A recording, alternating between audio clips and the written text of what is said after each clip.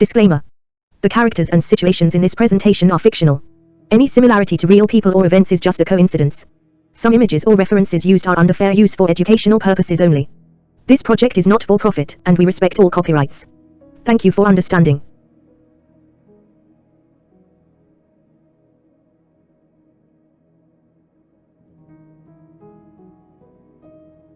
Hello and welcome.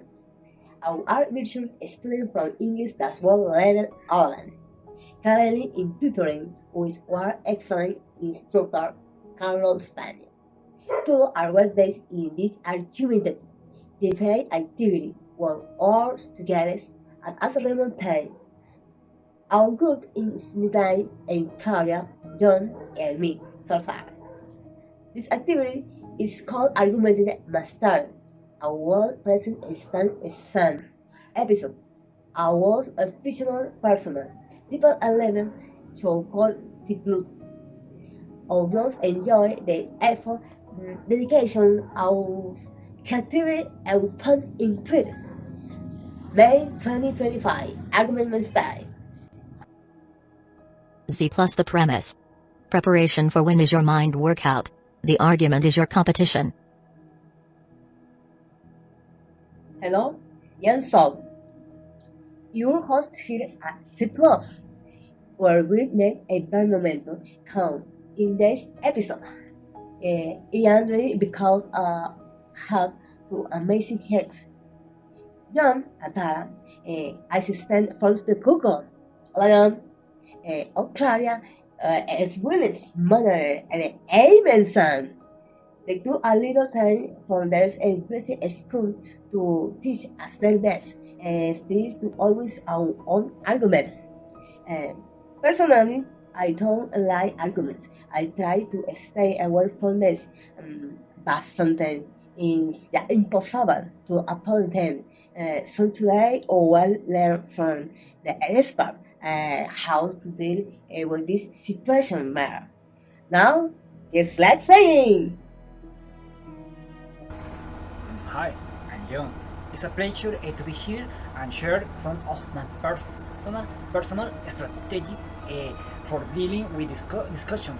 First of all, in life you always need a strategy, even for this kind of situation. So I follow three main ideas. First, about commenting. That to say, don't tie yourself to anything unless it's really help your world. Stay free, stay flexible, and keep control. Second, never show weakness. Even if you feel unsure, don't let it show. Speak with confidence. Speak with purpose. And three, have a strong, clear proof to support your argument. I completely agree to Robert Greene's book, 48 Laws of Power. According to him, you always had to take the control of the situation and destroy the other person's argument completely, so they cannot say anything back. Hello, I'm Claudia. Sorry, John, I would argue that I don't agree with your strategy. I respect your point of view, but I think it's dangerous only focus on winning. According to your opinion, you said we must take control and destroy the other person's arguments. But I think that if you try to win like that, you can hurt susceptibilities. On the contrary, when people feel attacked, they will reject any idea that is presented to them and they will become aggressive, making the situation worse. Or maybe they can take a different stance. Be silent, wait, and take revenge against you when you least expect it. Instead of forcing your ideas, you can guide the people gently and they will accept your ideas like a logical solutions. This is not weakness, it's smart, it is empathy. By the other side, we should not try to win alone. The best result in life is when both sides win something. That is to say, when we find a win-win solution. That's how you build real trust and real empathy. Let me give you an example.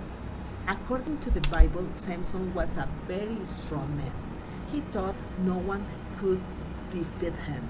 But Delilah, a woman without principles, with a really bad intention, she planned everything to hurt him and she succeeded.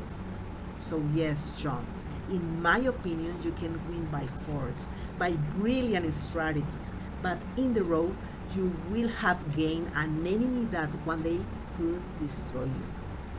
Therefore, my recommendation is try to follow Dale Carnegie's ideas. According to him, we must be kind, be respectful, and use the empathy to truly change minds, not just win for the sake of winning.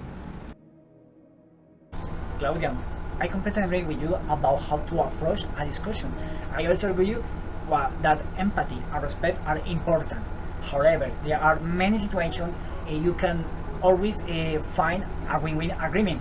In my opinion, the problem is even if you make a fair deal, there is no guarantee that the other side will keep their part. So is that why I ask you to consider making sure you win first. A good example is Nikola Tesla. He trusted in Thomas Edison and he was betrayed the worst way. We cannot afford that. Make sure you win first. Excuse me, Sean, but I definitely can agree with your point of view. In my opinion, I refuse to think only about my own benefits. My final recommendation is to follow Dell's philosophy, which focuses only in a win-win solution. That is all I have to say. I really understand your view, but in real life, even it sounds nice, people act for their own benefit, so they won't hesitate to betray you, even those you love. My experience showed this, and is also explained in the laws of human nature by the scientist Robert Greene. That is why I say protect your own interests first, always, without exception. Sorry, at this stage to conclude is simple that I thought right, but I like to my point of view. As scientists said, the best arbiter is the one who and down in this time in your opponents. This is from his about the Arab War. I consider that I need to walk away from arguments anymore. In my opinion, adults but try I think with solving harmony, use intelligent and substitute side. The best piece is that one you win without destroy another. For example, I have a technique as son what against with a psychologist was to wear a cycling. Right now, out there are more schedules that they in market and need a minute or they end up in earning a very low as salary. And salary and sentiments, even the minimum wage. And so instead in how enforcement I thought I could at her research when argument when he or called or what had told him and that he could before programming calls because no other field in this coming was on or no big reply was able and also in the near future when God financial resource and difficulty paying the car of this thing in our sin. Thank you to always the challenge says knowledge or student audience for tuning in and see you post. Bye. We don't want to finish without first to tell thank you so much, dear Professor Charles. We've really learned a lot from you. Sean, Sol, and me, we are so grateful for your guidance and we appreciate the time you take to provide feedback on each task. We hope you have a wonderful day and we bless you.